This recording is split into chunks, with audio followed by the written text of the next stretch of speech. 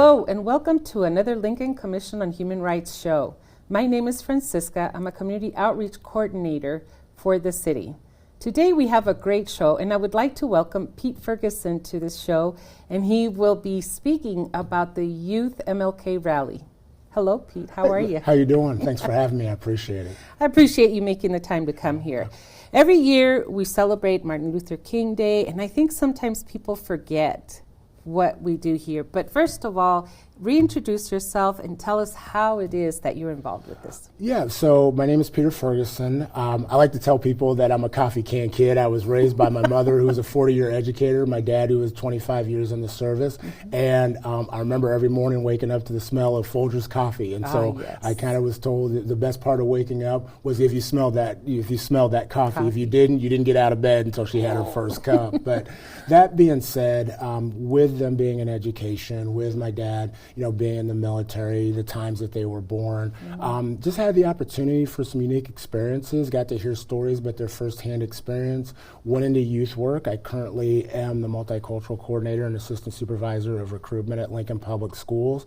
But fortunately, about 29 years ago, through some work in youth development, I was volunteering and came across the Reverend Dr. Martin Luther King Youth Rally and March that was started by Dr. Leola Bullard, people like Dr. Jake Kirkland, the Mazes, the Stokeses, and it was really one of my first entries into just seeing how scholars got their voice elevated.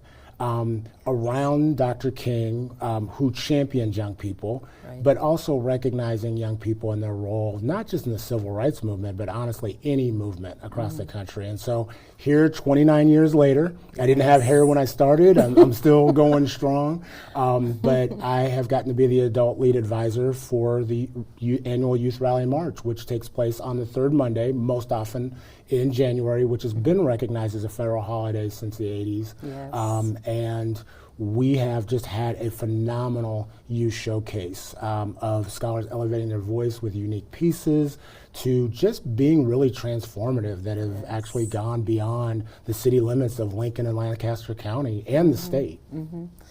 Yeah, so I've had the privilege and pleasure to see some of those scholars when they do the youth rally, and it's interesting how it has evolved. Because currently the majority of the students are from Belmont? No. So actually one of the things is throughout the history, it is an open opportunity for scholars. So we've had scholars that have come from, area public, parochial, but even out of area scholars. We've had scholars from Norris, Pius, Lincoln Christian involved, Omaha. And so I think that's been a unique piece, is that it's supported by the community, it's supported by our school district, but it is owned by the community.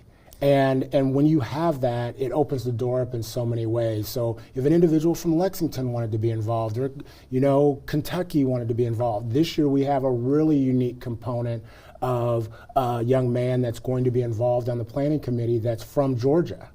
And we are so excited because we feel like that the boundaries and city limits don't exist when you want to elevate and put your voice forward. And so they have said, we have a lot of history, but we don't have something like that here. And so how do we become a part? And I think it's the rally's opportunity to not only expose them to us, but us to be exposed to them as well. That is exciting. And that is, it is awesome. I didn't realize to what extent this program has reached. Obviously after doing this 29 years, it's evolved. And it's evolved to a point where it's annual. The community is involved. The community can definitely go and see the scholars perform. And I know that it's recorded, so it's also accessible through YouTube. Tell me a little bit about how your involvement has kind of shifted with Youth Rally. I know that they do, they have their scriptures, what they do. But talk a little bit more about the scholars, what they're thinking, what they're feeling, especially after going, because they practice way in advance. No, the development, and just if you think about 29 years, like the different things that have occurred. We were doing this before there was really cell phones.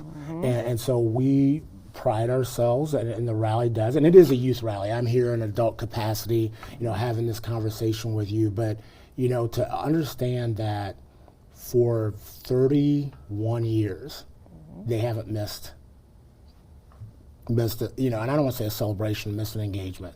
Yeah. During COVID, they were one of the few things that continued, that people got to experience and could count on. And people were like, okay, can you take the year off? Maybe, that's the year to kind of sit back. And the thing is even during those times when there was social unrest was when it was needed even more. Yes. And so, the transition has been, I like to say, it's been from putting flyers together, putting them in the mail, and scholars being excited that they received a piece of mail that was on a colored piece of paper, to we're sending emails and TikToks now. Yes. And that has truly been one of the awesome parts of being able to see that. Right. But also know that history. And so we used to have retreats that would start in June or July to now we do really start probably end of September, but the process of coordinating people wanting to be involved goes all year round, because people say, make it a day on, not a day off. No day should be a day off. And so these scholars are constantly thinking about things when an event or a situation personally, professionally within their school happens, they bring that into the rally pool for consideration. And they develop pieces from poetry to, we say a community choir, and it's COMM with the capital unity, component. But our theme this year, I think, speaks to the development of things. And the theme this year is, the audacity to walk together in love. And I say again, the audacity to walk together in love. And it's based off Dr. King's words in his 1964 Nobel Peace Prize speech, is that young people have the audacity to do and say and be things that I think as adults, as seasoned professionals, sometimes we're a little reserved about. And so that planning process, I tell people, you're going to see something so phenomenal on January 19th. I have no doubt about that. My worries about that, now from an event, and it's not an event, it's an engagement. But I will tell you, what I get to see is the best performance that maybe other people don't get to see. It might be this Sunday at the 5 to 7 rehearsal that we have. Right. It might be the moment of breakthrough on December 30th when we meet. It might be the weekend before. It might be the night before. And what they bring to the stage is their best and what they're living. And you're going to see something great. But I get to see, they'll come back and say, I wish I could have delivered it like I did the other day. But you're still so moved that you're like, no, you moved to individuals. But I know when you felt it, that made the transition for you to be able to go out and move other people. Wow. You left me speechless. And that's the idea, right? And that's what and it is to keep you speechless, but Dr. Yo-Yo Bullock always said, stand up, speak out.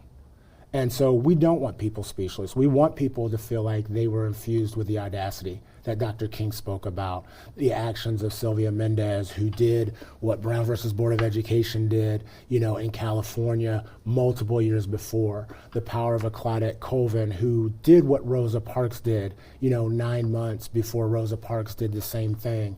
The scholars in the Birmingham Children's March. We always talk about, for them, they're going to bring history and connectors to the space. But what they also will tell you, and what they also understand, is that for many of them, these are stories. These are things on their timeline.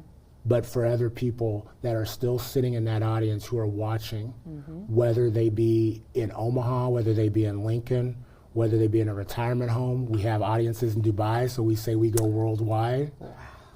It's their life. Definitely. And so for them, it might be a story, but Bill Bryant said, but for him, when you talk about the Birmingham Children's March, when he was speaking to the scholars, that was part of my life. Wow. And so we want people recognizing, reflecting, but we can't have them speechless. Absolutely. We need a call and response. We need the amens. We need to say, that's my baby, go ahead, preach. He was a reverend, and he was a man of faith. And whatever your faith is, the faith that's seeing these young people, and people always say, man, our future's in good hands. Well, the fact of the matter is there are today. Definitely. Definitely. And from past engagements that I've seen, it does leave me speechless to a certain extent, but at the same time, you're right. You know, we are in good hands with the new generation coming up and empowering them to know that what they're doing does impact people around the world. Yeah. Talk a little bit about some of the scholars that you've seen go through this program, the Youth Rally, and then obviously they're growing up. So what does that feel like? Do any of them ever come back to you and say, because of? Yeah, there's so many, and I'll be remiss, by not naming all of them. But for those that are watching, each one, whether they were in a year, whether they, read a land acknowledgement, whether they opened by, saying a piece about the choir, they all were each valuable. But there's people like Eva Soul, and I remember when Congressman John Lewis came, and they all got the opportunity to meet, one of the pillars of just not only the civil rights movement, but just of America and the beloved community. She's in New Orleans now, and she's doing social work. And then, you have individuals like Dr. Brittany Bokovac Hodges, who, is the director of multicultural and partnerships at Lincoln Public Schools, who, I knew when she was running around and was putting sentences together. You have individuals like Andrew Corrales, who was a scholar from Norris, and I will say to this day has given me one of the best diversity, equity, inclusion lessons that I will ever that I needed at the time, and that I still apply to this day. I'd be remiss if I didn't say my daughter. My daughter, who's got one of the longest tenures, and part of it is because that's what Dad does, and so you're going to go with Dad on Sundays, and so I had 10 plus years in the rally. But what I remember is my mom, who had Alzheimer's for 12, 13 years, who passed away in 2019, seeing a tear come down her eyes when we were then at the Nebraska State Capitol in the Warner Chamber, watching her up and speaking about things that my mom experienced, and I could, now looking back, say, that's what I envisioned. That's what I hoped for. That's what I knew that could happen.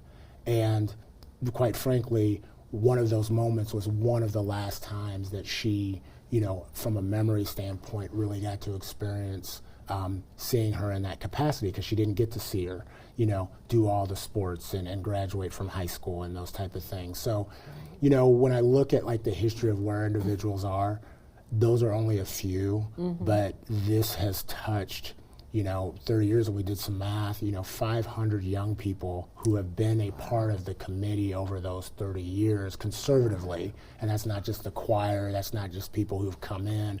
And then we've touched, I want to say hundreds of thousands of individuals, thanks to the city for being, they've been a partner in broadcasting, to the individuals who've come in person, to the replays, to, schools in Bellevue, to, like I said, in Georgia, to, small colleges and universities who would not put something like this forward unless it was from youth. Right. And don't see it as a lesson plan, but saw it as an engagement, as an educational opportunity to reflect and say, man, they're saying the truth. They're living their purpose. Very inspiring to have that much history with this rally, with this youth rally, which speaks to your commitment, obviously. But have you thought of when you decide to, I don't want to say retire, but retire. Because obviously I firmly believe that, in order for us to progress as a community, with our young scholars, with anybody, we need to make sure we elevate the young people. Without question. And make sure that we bring them into spaces where they will learn and continue to carry that torch, right? So, what does that look like? What does that look like? No, that succession plan and that sustainability. the way I came into it was by happenstance, and I was thankful that individuals like Dr. Kirkland and others saw me as a vehicle, but with some strengths and some talents to be able to push this forward to that next level. And you do have to think about what does that look like. And I do greatly enjoy it. And though I don't want to go anywhere, but I also recognize there's times when you do, it's that pass the baton, just like that poem says, like Right. who you're going to pass. And it's not passing the baton, but like you also want people just to take it and Right. say, Pete, take a seat. And Emily Koopman has been an individual, like that partnership with the Belmont Community Center, who was an individual from Raymond, who came into the space and really transformed components of it and does support and assist in various ways. And she's got her own child. And so, you start looking at individuals, but you also don't want to say this is something you have to do. Right. Like these individuals are doing it. And to be honest, they have eased, like, I don't want to say pressure, but they have eased the responsibilities of everything that I have to do. And so what I was doing maybe 15, 20 years ago and saying, like, I can't go, I'm not going to leave the 2 or 3 weeks leading up to it. Like, I do go, and I feel comfortable, and we're in a good place. And I'm not, like, and I don't want to ever say, shouldering that burden, but, like, I know other things are being taken care of. And so, like, we've expanded on the 16th. We're bringing back or reimagining the community breakfast that was had.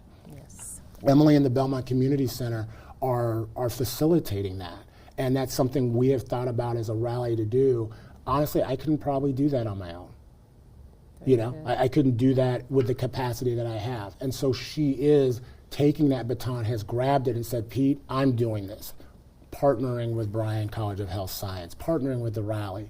And so that succession looks very, very different, whereas this is something I do enjoy and I do plan on keep doing it, but it also, like, I can do what I'm good at.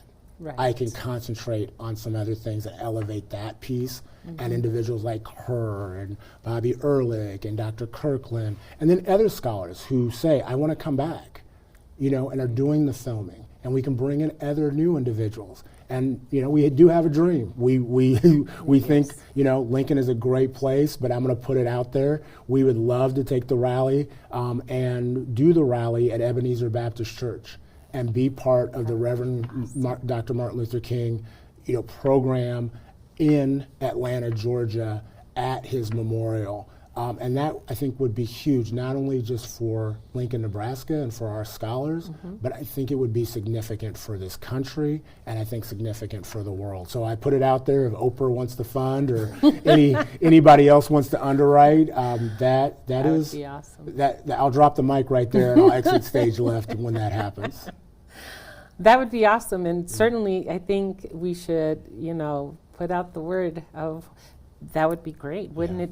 To know that and it's little Lincoln, right? Because we tend to be, but, bringing the different individuals, making sure that the community rallies behind this for our young scholars and to send them to Alabama. Well, and Atlanta, I think without question, but again, it's a global, we want them prepared for a global economy. And what does that look like? And Dr. King is the focal point, but I think about, Romeo, and I think about other individuals like within this community that are not just doing the work, but are investing, not only in young people, but have invested, in spaces and invested in building community and bringing joy and hope to everything that goes on. And so I think it's just a testament of it's time for us to give that to other people. Yes. And not just hoard it here. Right. And they can definitely be that showcase. And so,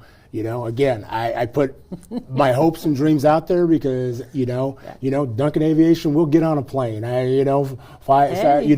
Emeritus has been a tremendous sponsor. The city of Lincoln has been absolutely phenomenal. And I thank the mayor, and I thank you and your office. I thank City TV. I thank those individuals because they have opened that door that we didn't even, I thought existed, but it now became into existence, within the last, 10 years. And that partnership has been tremendous and has allowed us to connect with other places and tell our story, but also learn the stories of others, how that is connected with Lincoln, because we were not excluded from many of the things. We were not excluded from segregation. We were not excluded from water fountains where not everybody could drink from. Yep. You know, the Negro Leagues came. They weren't just in Kansas City. Yep. There were components in Lincoln. Yep. There were components of great acts of audacity right. in Lincoln. But there were also some things that we still need to be audacious about and be reminded that, let's just say we can't go back, but we need people to walk with us, not just push us in the back, right. but we need people to walk with us on the side, and sometimes we need individuals to walk with us in front. Absolutely. So bringing everybody together to do this, and I like the idea that other people, especially this young man that's coming from Georgia, yes. right?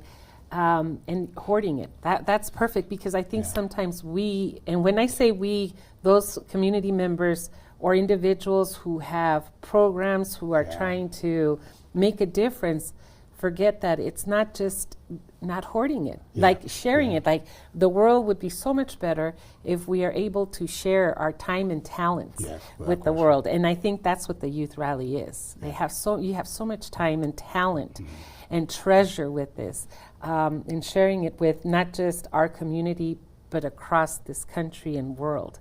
I didn't realize Dubai had ever seen. We had individuals who have connections. So when you talk about an English language learner or resettlement community, not all their families here. And so, you know, we had a young lady, Reem and Rafa, who spoke, and they're like, that's where their families, and they made note of their family. We've had individuals in Mexico, you know, and so that's the great thing, that it's not a digital divide, it becomes a digital, you know, community that comes together during that time. And so we're looking forward to Monday, January 19th. At 9 a.m. The doors are gonna open. We're open 8:45, but 9 a.m. we're gonna have a community rally, and so that's just kind of our pre-rally. There's gonna be vendors, and so we'll have individuals, DJ Kayleen Green, we'll have Link to Literacy, which will be providing culturally specific books. There'll be some projects.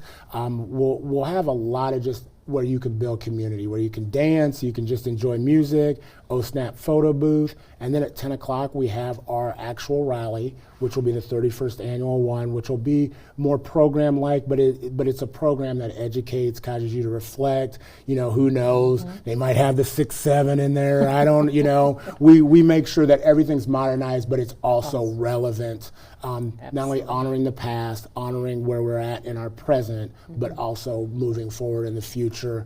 And that's usually about an hour and a half, but I tell people it's appropriate for young people ages 4 on up to 90 years of age. And so it really is a community opportunity to come into this space. And then we did add, as I spoke, on January 16th, we are doing the Reimagine Community Breakfast, and so if individuals are interested, you can go to the Belmont Community Center. You can also go to the MLK YouthRally.com website and purchase tickets for that, and we're excited just to get that regenerated. We've had some great people who are the foundation of that, but we also recognize that, as you said, who's going to take that baton? Who's going to move that forward? And so that breakfast recognizes an opportunity for the community to come together and then really show up and show out on Monday, January 19th. Awesome. That is magnificent. I can't wait. We plan on some of us plan on being there. Without question, we're looking for you. Looking forward to it. Pete, thank you so much for taking the time. I think it's important for our community to know, especially during these times, that it's all about elevating and having, how did you say it, the audacity? Having the audacity. We want you to have the audacity to walk together in love with what that looks like. And so I just want to thank the Lincoln Commission on Human Rights for their ongoing, as an office, but your personal ongoing commitment, and the City of Lincoln for staying invested. Staying invested in elevating young people and understanding that scholar voice absolutely matters. And so we look forward to seeing everybody, especially on January 19th. But go to MLKYouthRally.com for any information, and there's a countdown on there. So we're a little over 30 days. Exciting. That is so exciting. The website will be at the end of our show. There will be links also to see past presentations, engagements, as Pete says, and so we look forward to it. Pete, thank you so much. So With that, you will see that information at the end of our show. If you have any questions, reach out. And remember, we all have rights.